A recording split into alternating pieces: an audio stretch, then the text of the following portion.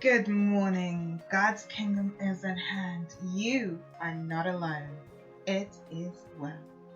Love is kind. Love is gentle. Love knows no bounds. Love is not critical or jealous. Love does not boast.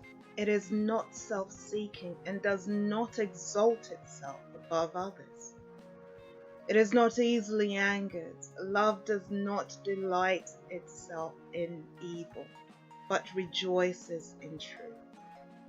It always protects, always trusts, always perseveres. Love keeps no records of wrongs or holds no grudges, but warm and tender through thick and thin, till death do us part. A sentiment you have held true and dear, meaning every word promised from the foundation of your heart. Through the years you have remained ageless in each other's eyes, teenagers at heart. The few wrinkles and flaws they point out are what makes them even more attractive in your eyes. The fact is, the years have passed. The kids have grown, the stairs are becoming longer, the body getting tired faster. There is a saying, you're a baby twice. First, when you are born. Second, when you are old. No one can stop it, no matter how well you eat, take care of yourself. No money or worldly possessions can stop it. I know, it breaks your heart to see your life partner and spouse this way. The thoughts of times gone by, of the good old days, only makes you fall deeper in love and fueled with a determination to care for them the best you can, no matter the struggle and hardship. Your children can see their role model of real love and how it should be in both of you. They're trying to honor their mother and father as it is written. Fact be told, you are afraid of losing your spouse, can't bear life without them. Understandably, through guilt of letting your spouse down by not being there, even for a few hours in the day, you have taken on everything and reluctant to allow anyone else assist you. Is this you? Or perhaps due to thoughts like, what if they need me and I'm not there? Or no one knows them as I do. They don't know what they like, how they like it. For example, how they like their toast and coffee or tea and so on.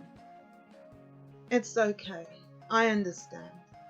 A bond like yours is hard to break and even harder to come by. God knows. You are highly blessed to have found your spouse and lived the life you have. And may I add, the life you still are living and yet to live.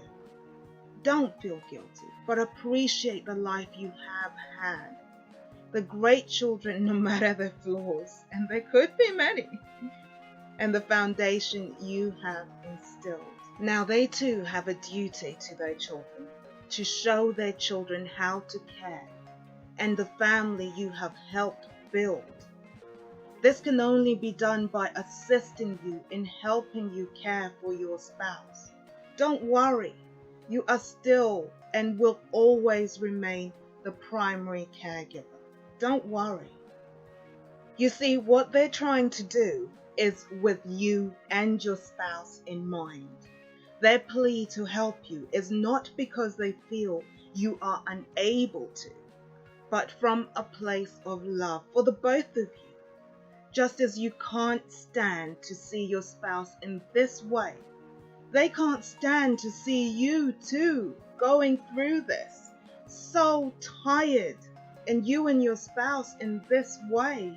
It is all from a place of love, and nobody is trying to remove you from being the primary carer. I know It is extremely hard for you to ask for help, especially your generation. Like to take everything on, get it done by yourself. Yes, I will struggle through, I will get it done. You've even probably been called a stubborn so and so, and God knows what else. We won't go into it. When it comes to asking for help, you are, yes, you can be stubborn, but do ask, and it shall be given unto you. There is no shame in asking for help. We all need it.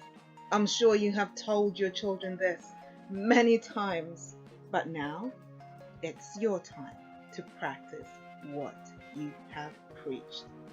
Correct me if I speak out of turn, but there are some concerns you are unable to voice to your children or your family, or anyone for that matter. Concerns such as not wanting to be a burden, for example. You see, the thing is, you are not a burden. You will never ever be a burden, especially to your children. The thing is, they may not know what it is that you are concerned about, or not talking about, or keeping private to yourself, but they can see it in your eyes and your actions. Fear not. The word says, cast all your burdens upon me, for I care for you. I will never leave you nor forsake you. The most excellent way is love. And you are highly, highly blessed to have found such a love as your spouse. But your children are equally blessed to have found such parents, caring parents as yourself. You are not alone. And love never, ever, love never fails. To the child or the children or anyone who is trying to assist a parent with who is caring for a spouse, I would say understand that they do not want to be separated or put into a care home, or even losing their home and everything they hold dear. You see, accepting help can be a self-admittance of failure to them and their spouse. They don't want to be a burden to anyone. This generation, yes, they can be stubborn, but with due course. So I would say approach with extreme care. Take everything very slowly. For example, start off by taking a walk to the shops together, all of you. If there are 3 of you, taking a walk together to the shops to get milk, for example, making excuses to get milk or just to get some fresh air. And if they can't walk, then I would suggest maybe cooking together or talking about what he or she was like when they were younger. You'll find that engaging them in this way will brighten them up and open their minds up to even talking about other things in depth, which they hold dear, which they are confining within their hearts. They will open up and let out a couple of secrets you would have never thought about. And if they can't do that, then I would suggest maybe gardening can be one way. It also gives you an opportunity to spend a whole lot more time in the outdoors. And if you can, or maybe you can't garden at the moment, you will definitely learn new skills. Or maybe coffee or tea out, eating out, then moving on to something much more difficult, which you will not find difficult, but they may find difficult. You can suggest, for example, that you can stay at home and look after your mum or dad while they popped out to the shops to get milk, for instance, if that is not a problem. At this stage, I would probably have to get creatively crafty, wink wink, with a cheeky smile, before embarking on the bigger steps where they have to go out for a longer period of time. With the craftiness, I wouldn't usually suggest it, but in this occasion I think I will. For example, hiding a bottle of milk so that they would have to go out and get a bottle of milk, or perhaps getting bread as an example. But you can work creatively, I know you can, but do reassure them at every critical stage and take that you are not taking over with the assistance you are providing. You are not taking over, and that is not your motive. You are only there merely to spend time with them together. And to the parent who is reluctant to get this assistance, I would say do open up, because your children do need you and they can see the struggle, but they do want to help you, and they're not trying to take over.